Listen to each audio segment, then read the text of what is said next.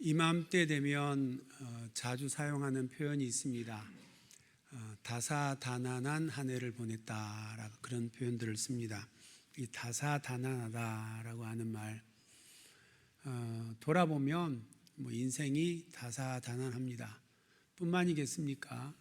오늘 하루도 아침에 눈 뜨고 일어나서 이 예배 자리에 오기까지 아마 여러 가지 일들이 있었을 겁니다. 속상한 일도 있고, 그리고 마음에 안 드는 일도 있고, 또 머리를 복잡하게 하는 여러 가지 어려운 일들도 생각나고, 그럴 수 있습니다. 다사다난합니다. 그런데 이 시간에 이제 예배 자리에서 이제 말씀을 함께 듣기를 원합니다. 다른 마음들을 다 내려놓으시고 하나님의 말씀에 집중할 수 있기 원합니다. 그때에 우리에게 부어주시는 하나님의 귀한 응답이 우리 모두에게 있기 원합니다. 어느 성도님의 간증입니다. 마트에 장을 보러 갔습니다. 장을 보러 가서 그 성도님이 이제 사려고 했던 숙주나물을 찾았는데, 숙주나물 상품에 이 가격 할인표가 이렇게 탁 붙어 있는 겁니다. 그거를 본 성도의 마음 가운데 아싸, 깨릿, 주님 감사합니다, 이런 마음이 들었습니다. 그리고 주님께서 오늘도 나를 보살피시고 계시구나, 나를 돕고 계시구나, 그러면서 행복한 마음이 들었답니다. 그래서 기쁜 마음으로 장을 보고 할렐루야 찬양하면서 그러면서 이제 장을 보고 마트를 나오는데, 어제 잠깐 보았던 간증이 생각이 나더랍니다. 어제 어떤 간증을 들었냐면, 어떤 분이 나오셔서 예전에 저는 너무나 가난했습니다. 그런데 하나님께서 제게 은혜를 베푸시고 제 사업에 은혜를 베푸셔서 지금은 연매출 13억의 사업이 되었습니다. 주님께서 하셨습니다. 기적입니다. 하나님 감사합니다. 그런 간증이었습니다. 그 간증이 생각나자 그렇게 행복했던 마음이 온데간데 없이 사라져버리고 말았습니다. 그리고는 갑자기 마음이 우울해지기 시작을 합니다. 하나님은 왜 그 사람에게 그런 엄청난 복을 주시고 나는 기껏 나물 하나 세일되었다고 그걸로 인해서 기뻐하며 좋아하는 이것밖에 못 되나, 그런 생각이 들었다는 겁니다. 그러면서 하나님이 나 사랑하는 거 맞나, 이제 이 생각까지 미치니까, 그러니까 그 마음이 순식간에 지옥이 돼버리고 말았다라고 하는 겁니다. 성도님의 이 간증을 보면서 이것이 바로 우리의 모습이지 않나, 그런 생각을 해보게 됩니다. 일상의 삶에서 우리가 누구의 마음을 품고 살아가느냐에 따라서 때로는 너무 행복해서 할렐루야를 부르다가 또 때로는 그렇게 불행할 수 없는 그런 삶을 우리가 살아가고 있다는 겁니다. 주님의 마음을 우리의 마음 가운데 모시고 살아가면 늘 행복할 수 있을 것 같은데, 우리는 수시로 세상의 마음을 또 우리의 마음 가운데 품고, 그래서 그걸로 말미암아 염려하고 두려워하고 고통스러워하며 인생을 살아가기도 한다라고 하는 겁니다. 이제는 이런 우리의 삶의 모습을 끝낼 수 있기를 원합니다. 언제나 주님의 마음을 우리가 품고 살아서 주님께서 우리와 함께 하심을 늘 확신하고 그 주님으로 인하여 기뻐하고 행복한 삶을 우리가 살아갈 수 있기 원합니다. 세상에 그 어떤 아름다운 것, 그 좋은 것이라 할지라도 그게 비교가 되겠습니까? 하나님께서 우리와 함께 하시고 우리를 사랑하시는 하나님의 그 사랑의 크기가 어떻게 그걸로 비교가 되겠습니까? 그러니 늘 주님의 마음을 품고 행복한 삶을 우리 모두가 살아갈 수 있기를 축복합니다. 오늘 본문은 예레미야 선지자가 예언한 말씀입니다. 예레미야 선지자를 우리는 눈물의 선지자라고 표현을 합니다. 예레미야 선지자를 눈물의 선지자라고 표현하는 것은 그가 그 사역 내내 눈물로 사역을 했기 때문에 그렇습니다. 그가 눈물로 사역했던 이유는 하나님께서 그에게 명령하신 그 사명이 자기 민족 이스라엘의 멸망을 선포해야 하는 그와 같은 사역이었기 때문에 그렇습니다. 하나님은 예레미야에게 북쪽 나라 바벨론을 내가 들어 이스라엘을 징계할 것이라고 말씀하고 있고, 그리고 그러므로 인하여 바벨론에 의해 이스라엘은 멸망하게 될 것이라고 하는 것을 말씀하셨습니다. 그것이 하나님의 명령이고 그것이 하나님께서 예언하라 하시는 것이기 때문에 자국의 멸망을 지금 예레미야 선지자가 예언하는 것입니다. 그런데 그게 어찌 쉬운 일이겠습니까? 바벨론이 일어나서 이스라엘을 칠 것이고 그를 대적하는 이스라엘의 군대는 전부 멸하여질 것이고, 그리고 그 땅의 노년과 아이들은 칼에 넘어질 것이고 그 땅의 젊은 청년과 장년들은 포로가 되어 끌려가 수치스러운 삶을 살게 될 것이라는 말을 내 백성, 내 부모, 내 형제 앞에서 선포한다는 것이 그게 어찌 쉬운 일이겠습니까? 더 고통스러운 것은 그 환난의 날이 하나님의 능력으로 예비되어져 있다라고 하는 사실입니다. 스스로 선민이라 여기고 우리는 결코 망하지 않는다, 우리 하나님이 우리를 지키신다, 이렇게 믿는 유대인들에게 하나님께서 너희를 향하여 징계를 계획하시고 그리고 이방 나라를 들어서 치셔서 멸하게 하실 것이라고 그렇게 선포하는 것이 이게 어떻게 가능한 일이겠습니까? 거룩하다 이름하는 시온성은 이방 나라에 의하여 짓밟힐 것이고 성전은 무너지고 그리고 예루살렘은 황폐하게 될 것이라고 하는 이 말을 하는 것이 어떻게 이해가 되고 받아들여지고 또 그것을 선포할 수 있는 그런 말이 되겠습니까? 그런데 그것이 하나님의 명령이기에 선지자 예레미야는 눈물로 자국 백성들에게 그 말을 선포하는 것입니다. 그런데 하나님께서 이와 같이 이스라엘 백성들을 향하여 징계를 선포하시는 데에는 징계가 목적이 아니다라고 하는 것을 하나님은 예레미야 선지자에게 이야기했고, 그래서 예레미야 선지자는 멸망을 선포하면서 동시에 그들의 회개의 촉구와 회복을 함께 선포하고 있다라고 하는 것을 우리는 예레미야서에서 볼 수 있습니다. 이스라엘이 하나님 앞에서 범죄함으로 죄악이 가득하여 하나님의 징계를 받을 수밖에 없는 그들인데, 그래서 그들에게 징계가 확정되어 있을 그때에 이스라엘 백성들이 할 수 있는 것은 하나님 앞에 나아가 회개하는 일이었습니다. 하나님은 바벨론을 들어서 이스라엘을 징계하심으로 이스라엘 백성들에게서부터 반드시 회개를 이끌어내고자 하셨던 것입니다. 하나님은 이스라엘에게 반드시 회개를 하도록 그들의 삶을 이끄시는 것입니다. 그래서 하나님은 예레미야 선지자에게 징계를 선포하시면서 그러면서 동시에 회개의 촉구와 그리고 회복도 예언하고 계시는 것입니다.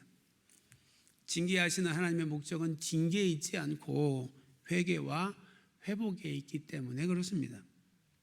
택한 백성을 의롭게 만드시기 위해서 하나님은 이렇게 때로는 징계로 때로는 회개와 회복으로 그들을 담금질하고 계시는 것입니다. 오늘 우리가 읽은 본문은 바로 이러한 맥락에서 이스라엘의 회복을 선포하고 있는 선지자의 선언인 것입니다. 그는 회복의 그 선한 말을 성취할 날이 이른다, 그렇게 선언하고 있습니다. 여기서 말하는 선한 말이라고 하는 것은 15절의 말씀입니다.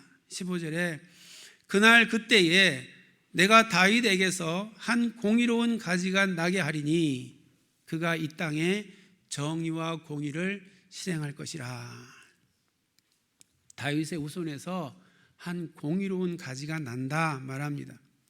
이사야 11장 11절을 보면 이사야 선지자는 이새의 줄기에서 한 싹이 나며 그 뿌리에서 한 가지가 나서 결실할 것이요, 그렇게 예언하고 있습니다. 이새의 줄기, 다윗의 뿔이 같은 말입니다. 그곳에서 한 사람이 나는데 그가 이 땅에 정의와 공의를 행하실 것이다. 그것을 선포하는 이 말이 지금 성취될 것이다 라고 하는 말을 지금 예레미야 선지자가 하고 있는 겁니다. 그가 행하실 정의와 공의가 무엇이냐? 제가 지난 수요 예배 때 시편 99편의 말씀을 전하면서 이 정의와 공의에 대해서 말씀을 한 적이 있습니다.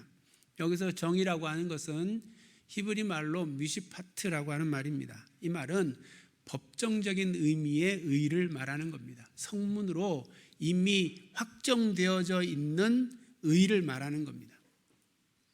성경에서 이 정의가 뭘까요?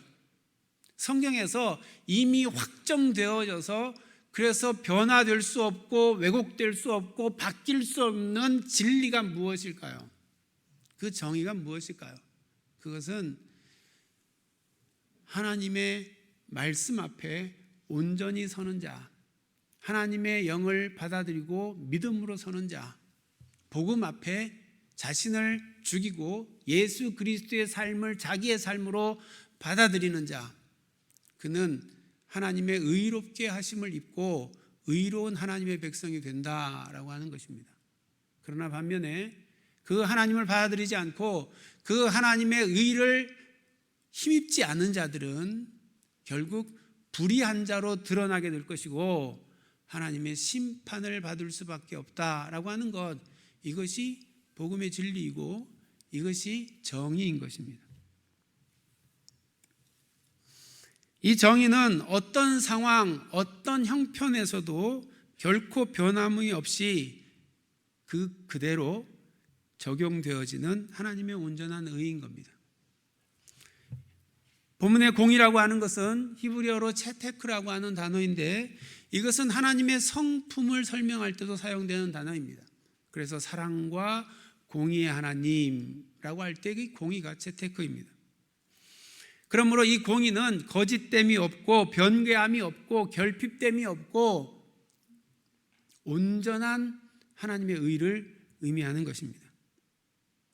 다윗에게서 한 공의로운 가지가 나게 하리니 하고 말씀하시는 것은 다윗의 후손에 하나님의 그 공의, 하나님의 그 성품, 하나님의 영, 그것을 가지고 오시는 분이 있다는 겁니다. 즉 그는 하나님의 성품으로 하나님의 아들로 하나님으로 이 땅에 오셔서 하나님의 의를 이루실 분이다라고 하는 말입니다. 이사야 선지자는 11장 2절에 그의 위에 여호와의 영 곧 지혜와 총명의 영이요 모략과 재능의 영이요 지식과 여호와를 경외하는 영이 강림하시리니, 공의의 영이 그에게 강림한다라고 하는 그런 말인 겁니다. 그가 한 공의로운 가지로서 여호와의 영이 임재한 공의 체테크의 하나님으로 이 땅 가운데 오셔서 미시파트, 하나님을 영접하고 그 말씀 앞에 온전히 순복하는, 그러므로 하나님을 나의 아버지로 나의 의로 받아들이는 그들을 영원한 구원으로 인도하시고 불의한 자로 드러나는 자를 심판하시겠다라고 하는 하나님의 정의, 하나님의 의를 이루시겠다라고 하는 말을 지금 하고 있는 겁니다. 예수님은 이 땅에 오셔서 그 일을 이루시는 공의의 가지다라고 말씀하고 있는 것입니다. 누가복음 21장을 보면 예수님께서 마지막 심판의 날에 대하여 말씀하시면서 그 난리와 그 소문이 있을 것이다 그런 말씀을 하시고 27절에 이렇게 말씀하십니다. 그때에 사람들이 인자가 구름을 타고 능력과 큰 영광으로 오는 것을 보리라. 마지막 날 심판자로 메시아 되신 예수께서 그렇게 오실 것이다라는 겁니다. 2000년 전에 예수님은 이 땅에 오셨습니다. 공의로운 한 가지로 이 땅에 오셨습니다. 하나님의 영으로 이 땅 가운데 오셨습니다. 하나님의 아들로 하나님으로 이 땅에 오셨습니다. 육신의 몸으로 이 땅에 오셔서 우리의 삶 가운데 함께 하셨고 그리고 메시아의 모습을 우리 가운데 보여주셨습니다. 사람들은 예수님을 자신들의 메시아로 기대하고 그리고 호산나 이제 우리를 구원하소서 그렇게 외치면서 예수님을 예루살렘 성전으로 예루살렘으로 모셔드렸습니다. 그들은 당장에 예루살렘에 오르신 예수님께서 침략자 로마를 그 권력을 무너뜨리고 이스라엘을 구원해 주실 것이라고 그렇게 기대를 했습니다. 그런데 예수님은 그들의 기대와는 다르게 오히려 로마 군병들에게 붙들려서 반역자들이 매달리는 그 십자가 형틀에 처형되어 죽으셨습니다. 사람들은 그가 메시아라고 기대했었는데 허망하게 십자가에서 그렇게 죽는 것을 보고 실망하여 돌아갔습니다. 3년 동안 예수님을 쫓아다니며 예수님의 오신 참 이유가 무엇인지를 그렇게 들었던 제자들도 막상 예수님이 죽으니까 어떻게 해야 될지 몰라서 혼란 속에 빠져 있었습니다. 그렇게 하나님의 공의는 무시되고 그리고 그 정의는 실행되지 않는 것처럼 보였습니다. 그러나 한 공의로운 가지로 오신 예수님께서 세상의 모든 권세를 이기시고 공중 권세 잡은 자의 힘 앞에서 죽음의 권세를 깨뜨리시고 부활하심으로 하나님의 공의는 반드시 이 땅 가운데 하나님께서 선포하신 그 정의를 이룬다라고 하는 것을 우리에게 보여준 겁니다. 예수 그리스도의 이 증거가 2000년 전에 우리 가운데 선포됐습니다. 하나님의 영으로 오신 예수 그리스도, 공의로우신 한 가지 하나님의 아들로 이 땅에 오신 예수님께서 세상의 모든 죽음의 권세, 공중 권세 잡은 모든 권세들을 멸하시고 그리고 하나님의 정의, 구원과 심판이 반드시 이루어진다라고 하는 것을 우리에게 부활로 확증하여 보여주신 것입니다. 우리가 그 선한 말을 지금 붙들고 살아가는 겁니다. 그리고 그 성취될 날이 또 곧 이른다고 오늘 예언서는 우리에게 말해주고 있는 것입니다. 16절에 그날에 유다가 구원을 받겠고 예루살렘이 안전히 살 것이며 이 성은 여호와는 우리의 의라는 이름을 얻으리라. 유다, 예루살렘, 당시의 이스라엘의 유다, 예루살렘만을 의미하는 것이 아닙니다. 하나님을 나의 아버지로, 그분을 나의 통치자로, 그분을 나의 왕으로, 나의 주인으로 모신 하나님의 나라 백성들인 우리 모두를 이야기하는 겁니다. 그들은 구원을 받겠고 그들은 안전히 살 것이며 그리고 그들이 속해 있는 교회는 여호와 우리의 의라고 일컬어지게 될 것이다, 그렇게 말씀하고 있는 겁니다. 그리스도의 의가 우리에게 뚫고 들어와 우리 안에 있다라는 겁니다. 그리고 그 의가 우리 안에서 우리를 변화시킴으로 우리로 하여금 비로소 의로운 하나님의 백성, 하나님의 의에 이르는 자가 되게 하신다 말씀하고 있는 겁니다. 성탄을 기다리는 대림절기입니다. 성탄을 대망하는 이 절기가 왜 우리에게 기쁨과 감사의 절기인 것입니까? 그분께서 우리에게 오셨고 우리 안에 그분의 의를 그분께서 이루어가고 계신다고 믿기 때문에 그렇습니다.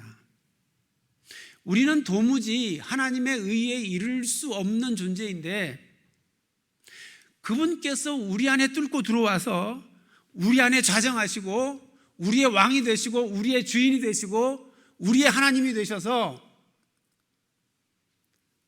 날마다 우리를 기경하시고 우리를 바꾸어 가셔 우리를 의로운 하나님의 백성으로 그분이 만드시고 계시는 겁니다. 그분이 우리를 의로운 하나님의 백성이 되게 하는 겁니다. 우리 안에 하나님의 의를 창조하고 계시는 것입니다. 그러기에 우리가 그분 안에 있기만 하면 여전히 우리는 우리 안에 죄의 소원으로 늘 고민하고 주의 마음을 품을까 세상의 마음을 품을까 방황하고 또 수많은 세상의 유혹에 흔들리고 넘어지는 그와 같은 존재인데 그런 우리를 마다하지 않으시고 우리 안에 오셔서 우리를 하나님의 자 삼으시고 우리를 의로운 백성으로 만들어가고 계시는 것입니다. 그분이 선포하신 그 공의와 정의를 우리 안에 이루어 가고 계시는 겁니다. 그거를 믿으니까 주님 오신 게 너무 좋은 겁니다. 우리 안에 계신 게 너무나 감사한 겁니다. 그래서 성탄이 기쁘고 감사한 것입니다. 이 일이 어떻게 가능한 겁니까?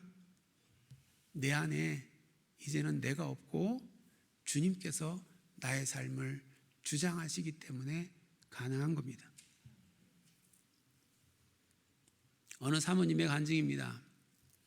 사모님이 청년 시절일 때 그가 다녔던 교회가 큰 어려움을 겪게 되었습니다. 교회 성도님이 둘로 갈려가지고 서로 싸우는 겁니다. 급기야는 예배를 드리러 모여가지고 예배는 안 드리고 서로 피켓 시위하고 몸싸움하고 그러는 난장판이 돼버리고 말았습니다.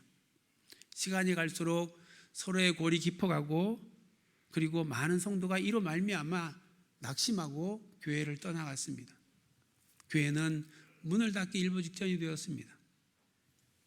그때 나이 많으신 권사님들이 하나 둘 지하 예배실에 모이기 시작을 했습니다. 그리고 기도하기 시작했습니다. 이쪽이 옳다 저쪽이 옳다 아무 말하지 않고 그저 눈물과 탄식으로 하나님을 구하며 기도하기 시작했습니다. 사모님이 된 그 청년이 그것을 보고 나도 기도해야겠다 그런 마음이 들어서 그 권사님들을 따라서 지하에 내려가서 기도를 한 겁니다. 아무리 기도해도 상황은 바뀌지 않는 것 같은데 그래도 기도밖에는 방법이 없으니까 계속 기도를 하는 겁니다. 기도하고 또 기도하고 또 기도하는 것입니다. 어느 날 그렇게 모여서 기도하고 있는데 주의 영이 그 기도하는 사람들에게 임하였습니다. 정말 놀랍게도 주의 그 은혜가 너무나 감사하고 너무나 놀랍게 그분들에게 임한 겁니다. 그리고 그것이 간증되어지고 그리고 교회는 변화되기 시작했습니다. 분쟁이 사그라들기 시작했고 그리고 교회는 다시 살아나기 시작을 했습니다. 사모님은 그때의 그 경험이 그에게 있어서는 엄청난 충격이었던 겁니다. 기도하면서도 이렇게 기도한다고 해서 저렇게 다투는 사람들이 화해가 될까? 교회가 좋아질까? 사실 잘 믿어지지가 않았던 겁니다. 그래도 뭐 기도하는 거 외에 달리 지금 할 수 있는 게 없으니까 그냥 기도하고 있었던 겁니다. 그런데 그 기도의 자리에 주의 영이 임하니까 그 교회에 주의 영이 임하니까 그러니까 교회가 달라지더라는 겁니다. 다툼이 사라지고 다시 마음이 풀려지고 하나가 되고 교회가 회복되더라는 겁니다. 이 놀라운 경험을 한 사모님은 이후에도 어떤 어려운 문제가 있어도 그저 묵묵히 교회를 위해서 기도하는 것입니다. 그리고 기도하는 사람들을 그렇게 세워가는 것입니다. 그렇습니다. 주님의 임재가 교회와 우리의 삶의 자리에 임하기 시작하면 더 이상 염려할 것이 염려가 되지 않습니다. 문제될 만한 것이 문제되지 않는 겁니다. 놀랍게 해결하시는 주님의 능력을 그때 경험하게 되는 겁니다.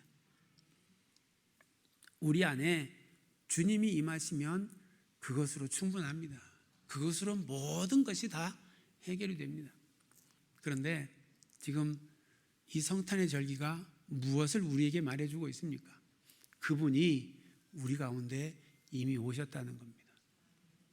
그분이 우리의 삶의 주인으로 왕으로 와 계신다는 겁니다. 그런데 왜 우리가 염려하며 근심하며 살아갑니까?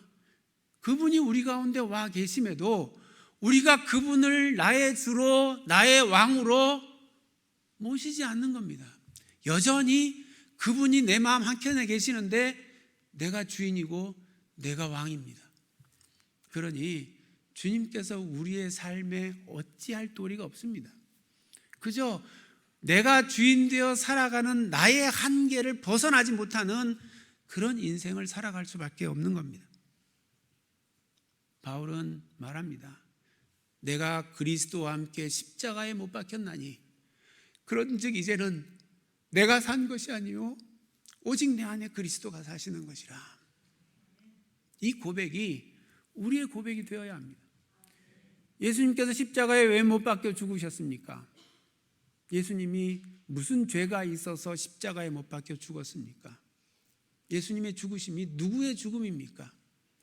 예수님의 죽으심은 예수님의 죽음이 아니라 나의 죽음입니다. 나의 죄에 대한 죽음입니다. 그래서 바울은 내가 그리스도와 함께 십자가에 못 박혀 죽었다고 고백하고 있습니다. 우린 다 죽은 자들입니다. 죽은 자가 어떻게 그 삶의 주인이 될 수 있습니까? 그거는 반역이고 그거는 예수님의 죽음을 부인하는 것입니다. 예수님의 십자가를 인정하지 않는 것입니다. 이미 우리는 죽은 자들입니다. 그리고 내 삶은 이미 주님의 것입니다. 주님께서 나의 삶을 주장할 때에, 그래서 내가 내 안에 있는 것이 아니라 주님께서 내 안에 있을 때에, 주님으로 살 때에 우리의 삶은 달라질 수밖에 없습니다. 바울은 말합니다. 우리 몸은 하나님께서 기뻐하시는 거룩한 산제물이라. 제물은 죽어야 제물로서 일을 하는 겁니다. 효과가 있는 겁니다. 우리가 십자가에서 그래서 죽은 겁니다. 그래서 죄 사함이 우리에게 주어진 것입니다. 이미 우리가 십자가에서 죽은 자입니다. 그것을 우리가 인정하고 받아들여야 합니다. 이제는 내가 산 것이 아니요 그리스도께서 내 안에서 산다라고 하는 이 사실을 인정해야 하는 것입니다. 그때에 주님의 능력이 우리의 삶에서 역사하기 시작합니다. 공의로우신 한 가지로 오신 그분 예수 그리스도께서 우리 안에서 이루실 그 공의와 그 정의, 하나님의 구원과 하나님의 심판이 우리의 삶 속에 이루어지는 것입니다. 그분을 우리의 삶의 주인으로 모시기를 원합니다. 우리 한국교회가, 우리 한민족이 이 전 지구촌에서 존재한지도 모르는 그런 아주 작은 나라로 그냥 한 구석에 이렇게 박혀있는 나라였습니다. 우리나라 얼마나 작습니까? 제가 안식으로 캐나다를 다녀왔는데 정말 우리나라가 너무 작다는 게 느껴지는 게, 캐나다에 5개의 호수가 있습니다. 온타리오라고 하는 호수가 하나 있는데 거기 나이아가라 폭포가 있는 호수입니다. 근데 그 호수의 크기가 얼마나 크냐? 우리나라 남한이 그 호수에 빠집니다.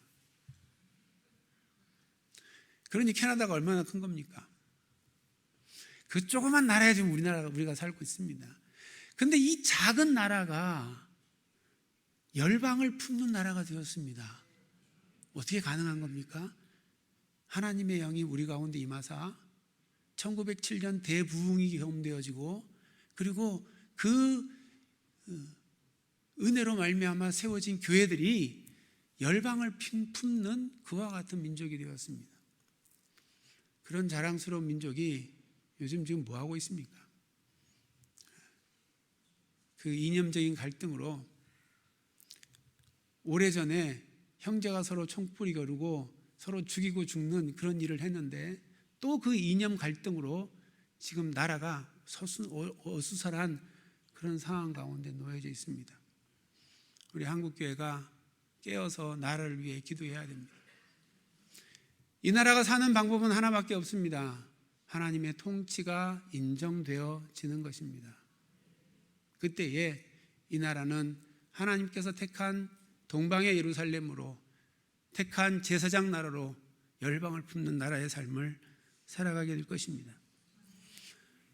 우리 안에 오신 공의로우신 주님, 그분께서 우리 안에 이루실 그 정의, 그것을 믿고 그 증거인 부활을, 그리고 그 증거인 우리의 거듭남을, 그 증거인 구원의 증표를 붙들고 걸어가는 믿음의 삶, 그것이 우리에게 요구되어지는 삶입니다. 그 증표가 뚜렷이 드러나는 우리 성도들이 되기를 원합니다. 부활의 능력을 믿고 거듭남으로 구원의 증표를 드러내고, 너희는 그리스도의 향기니 선포한 것처럼 그리스도의 향내내는 삶을 살아가는 우리 모두가 되기를 주님의 이름으로 축원합니다. 이제 주신 말씀을 생각하며 함께 찬양하기 원합니다. 예수님은 하나님의 공의로 우리 가운데 오셨습니다. 하나님의 영으로, 하나님으로, 하나님의 아들로 우리 가운데 오셨습니다. 그리고 우리 가운데 하나님의 나라를 세워가고 계십니다. 그분 안에서 제물된 우리 또한 그분의 온전하게 통치에 순복함으로 우리 안에, 우리의 가정에, 교회에, 우리가 살아가는 삶의 영역에 하나님의 나라를 세워가는 것, 이 땅의 삶을 살아가는 우리의 삶의 이유입니다. 그 주님의 나라를 사모하면서 이 땅에서 향내나는 믿음의 삶을 살아가기로 마음에 다짐하면서 우리 찬양 함께 하도록 하겠습니다.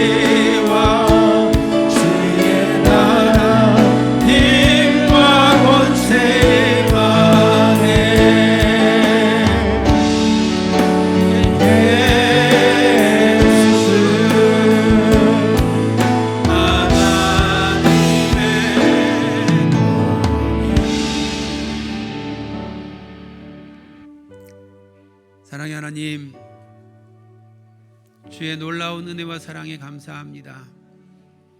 죄악으로 말미암아 멸망받을 수밖에 없는 저희들을 위하여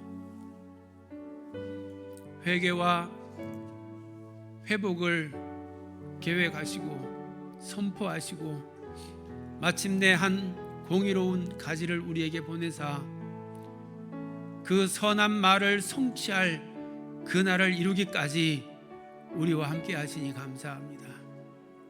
주님, 하나님께서 선포하신 그 공의와 정의가 이 땅 가운데 온전히 이루어지기를 원합니다. 하나님의 구원의 역사가 이 땅 가운데 이루어지기를 원합니다. 하나님의 오심과 그리고 우리 가운데서 십자가의 죽으심과 부활하심과 그리고 성취하실 그 일들을 바라보며 주님을 나의 왕으로 나의 주로 모시고 주님과 함께 이 믿음의 길 걸어가며 그리스도의 향내나는 삶을 살아가길 간절히 소망하는 주의 백성들 가운데 그 선한 말을 이루시옵소서, 성취하시옵소서, 교회 가운데 그 일들이 이루어지게 하여 주시옵소서. 하나님의 나라가 교회에, 하나님의 나라가 우리가 살아가는 삶의 영역에 이 땅 가운데 이루어지게 하여 주시옵소서. 예수님의 이름으로 기도드립니다. 아멘.